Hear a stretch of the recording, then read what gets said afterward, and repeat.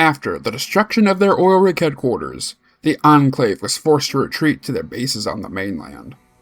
Chief among these was Camp Navarro, a pre-war oil refinery that had been transformed into a vertibird refueling station. For years after the oil rig's fall, Navarro was the base of what remained of the California Enclave. While some chose to abandon their posts and flee to the east, many stayed and continued their duties as loyal American soldiers. One of these soldiers was Mark Gannon, an officer in charge of an elite squad of the Enclave's best, who, in 2246, was blessed with a child, Arcade Israel Gannon.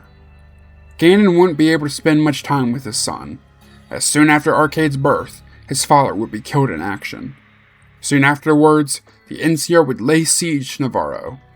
Before the Republic captured the base, Arcade and his mother managed to escape the doomed outpost, aided by his father's old squad.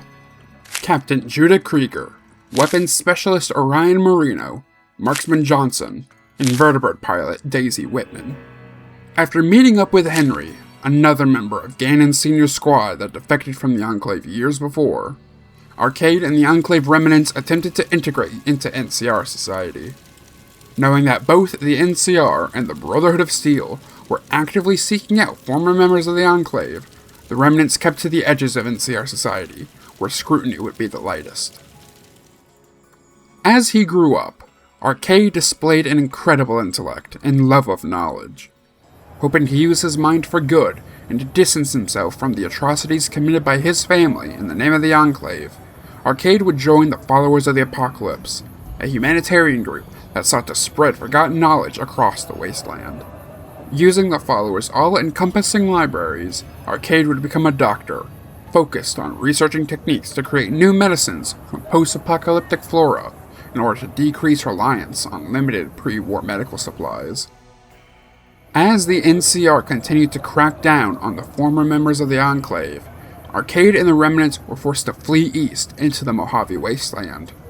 Now that his mother had passed, the remnants were the only family he had left, so even though he had carved out a life for himself within the NCR, it wasn't even a choice for Arcade to follow the remnants further into their exile.